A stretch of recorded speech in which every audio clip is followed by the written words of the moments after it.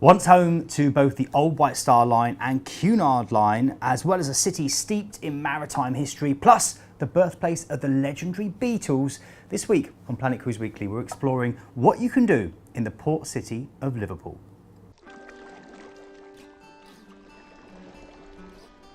Well, hello and welcome to episode 80 of Planet Cruise Weekly. Congratulations on joining us. We're now all octogenarians. We are. We are. Don't know what that means, but we're old. Well, 80s octogenarians. Is it? Yeah. Anyway, it doesn't matter. I'm Keith, this is Glenn, and this is a chance basically for two old cruisers who worked in the industry for about 15 years. 22 because between us. Between us, yeah, definitely, you're right actually. 22 and counting. We share cruising stories, we talk about the information, the background. It's a sort of carry-on cruising, isn't it? It is, yeah. Which makes me what? Kenneth Williams. Kenneth Williams. And you? Barbara Windsor. Sid James. Sid James. Sid James, much better Sid James. I like that. Anyway, many of you commented about how much you enjoyed the episode we did back in episode 58. It's just here if you want to click. Episode 58 was when we talked about Southampton. So after covering Southampton, we're now going to cover the big old competitor, in a sense, the one that's got even more heritage, you could argue, but has been a bit of a sleeping giant recently. We're going to cover Liverpool. We're going to show you how to make the most of cruising out of Liverpool and give you the lowdown on why you shouldn't just cruise out of Liverpool, but also spend some time here before or after your trip. Now, it's difficult to mention Liverpool without conjuring up images of yellow submarines and strawberry fields, which in short, of course, is the Beatles. If you have the slightest interest in Sir Paul McCartney, John Lennon, Ringo Starr and George Harrison, Liverpool is inescapable. That being said, Liverpool is a lot more than just about that iconic rock group. So we're going to take a little look at the history of the Port of Liverpool itself and the city. So Liverpool's favourable position on the River Mersey, along with its direct canal and railway links to the industrial Midlands, allowed it to develop as a major international trading port as early as the 17th century. And in the early 20th century, shipbuilding yards and docks stretched for miles along the banks, and more than 100 passenger ships were Liverpool registered. In the days before air travel, these passenger liner companies such as Cunard, White Star Line and Canadian Pacific carried millions of immigrants to new lives in North America, while a host of other steamship lines connected Liverpool with South America, Africa, Asia and Australia. Therefore, it's no wonder that Liverpool has always had a reputation as one of the biggest maritime cities in the UK. Some could even argue in the world.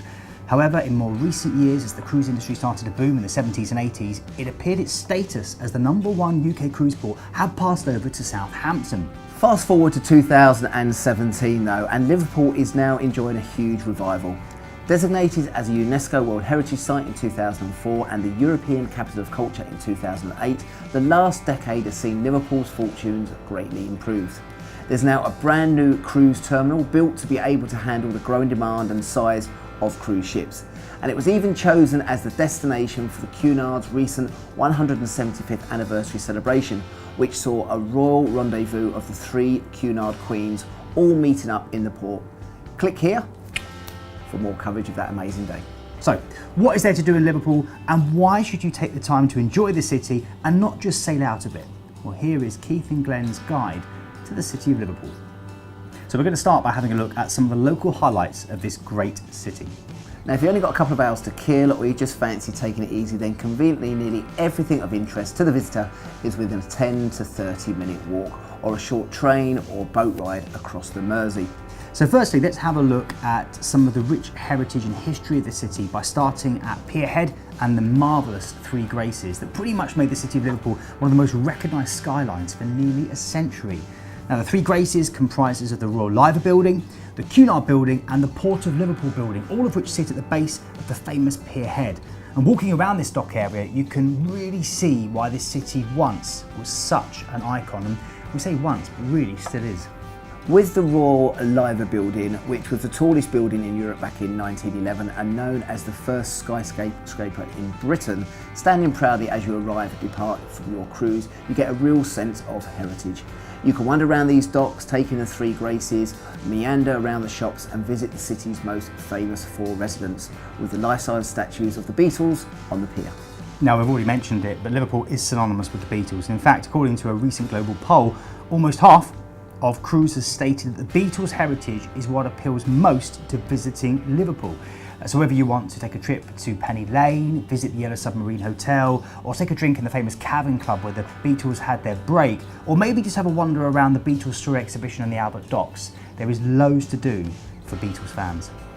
The Beatles Stories exhibition is the must-see for cruise visitors though. Located in the vaults of the Albert Dock warehouse, it reveals details about the band, including their early lives and music successes. While there, the audio tour is recommended and offers an excellent insight into this iconic band. Plus, if you do decide to venture to the Albert Dock for the Beatles Story exhibition, there is plenty of other extras for you to take in. That could be the history of the Merseyside Maritime Museum, or you could get some culture at the Tate Liverpool, or maybe just grab a bite to eat and drink from one of the many bars and restaurants lining this iconic dock. Now, if football is your thing, then you'll be very aware of the history and passion this city has for the much-loved game. So whether you're red or blue, you could visit Liverpool's Anfield Stadium or over the Mersey to Everton's Goodison Park.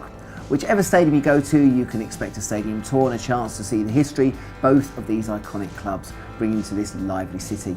If you're a fan of smaller balls, Keith, then Liverpool is a great chance to visit the world famous Royal Liverpool Golf Club, which has hosted a number of Open Championships in the past. I do love to tee off. Now, if you're in the mood for something a bit more cultural, then don't worry, Liverpool has bags of it. You can head to the Walker Art Gallery, which showcases a huge range of artists from the 13th century up to today. And if you have an overnight stay, then there's the Liverpool Theatre, which boasts one of the largest theatrical venues in the UK and offers up the very best of West End and musical, opera, ballet, you name it, it plays there, including some great comedy and stand-up.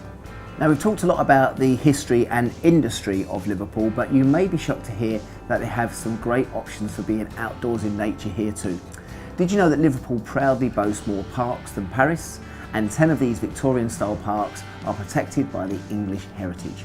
You can also venture to Knowsley Safari Park for your chance to get up close and personal with the lions, as well as letting a band of baboons roam free around your car. Now, most of us know that for a city to be called a city, it has to have a cathedral in it. does. However, there are a few exceptions.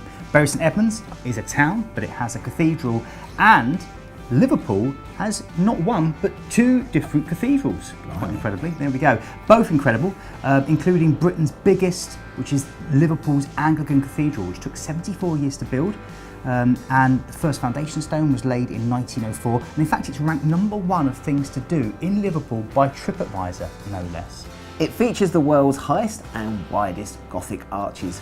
Visitors can climb the Vestry Tower to enjoy amazing views, including the entire city, the River Mersey and the Pennine and Welsh Hills. It's easy accessible from the waterfront, roughly a 30-minute walk, or you can take the hop-on, hop-off buses. So I think we've established there's lots to do within walking distance of the ship, but there's also loads to do if you want a bit more time and you want to go and explore further afield, because due to its geographical position, lying pretty much kind of halfway down the western coast of the UK, Liverpool is great as a gateway destination for many different places, including the Lake District then. It is very nice, and covering a total of just over 885 square miles, the Lake District National Park has been protected since 1951, and its picturesque patchwork of lakes, valleys, woodlands and fells make it one of the best places in Britain to get out and experience the great outdoors. Whether it's on a leisurely bike ride down the country lanes or a day-long hike across one of the hills. Now, one of the highlights of a visit here is taking a cruise on Lake Windermere. It's the largest natural lake in England. It's 12 miles long, 1 mile wide and 220 feet deep, and it's lined with wooded fells, bays and promontories. It's a truly spectacular natural wonder. Now, even closer to the Lake District lies the Welsh border and a chance to experience the countryside of northern Wales. You can explore Llangollen, home to the famous Eisteddfod Festival, which features traditional folk music, dances and costumes, or you can ride a vintage steam train through the breathtaking Welsh valleys. But for lovers of ancient history, a visit to Conwy Castle is an absolute must, with soaring curtain walls over 3/4 of a mile long, 3 fortified gates and 8 towers. Conwy is one of the most impressive castles in Wales. It overlooks the Conwy estuary and is one of the finest examples of medieval walled towns in Europe. The castle and the adjacent town walls were built by Edward I between 1283 and 1287 to secure Wales from the English crown. Now, recently voted the 5th prettiest city in Europe, Chester is one of the best preserved British cities in the UK, with some parts of the city walls dating back over 2,000 years and its cathedral being the northwest's most popular tourist attraction. Now, it was originally a Roman settlement. It's got the largest Roman amphitheatre in UK, 7,000 seater, which is pretty big, and its racecourse is Britain's oldest sporting venue in continual use. Now, the first horse races dated back to the Rody, which took place in 1539 and replaced the famously bloody Shrove Tuesday football game. It's a perfect walker city, my favourite highlight being the famous Chester Rows, which are covered walkways at the first floor in each of the city's 4 main streets. And they're unique not only in Britain but everywhere in the world because they've allowed double level shopping in the town from the 13th century. Have you been to Chester, Glenn? No, I haven't. I went to the racetrack, I think. Did you? Yeah. It's a beautiful city, and again, even if you're not planning on going to a cruise to Liverpool, well worth maybe a weekend away or a trip up that way. Yeah. Well, thank you very much for watching. Hopefully that gives you a bit more of an idea about Liverpool and about what you can do both close to the ship and if you've got a bit more time further away and you're going to go on one of the bigger tours. Thank you very much to everyone that got in touch over the past week regarding previous episodes that we've posted.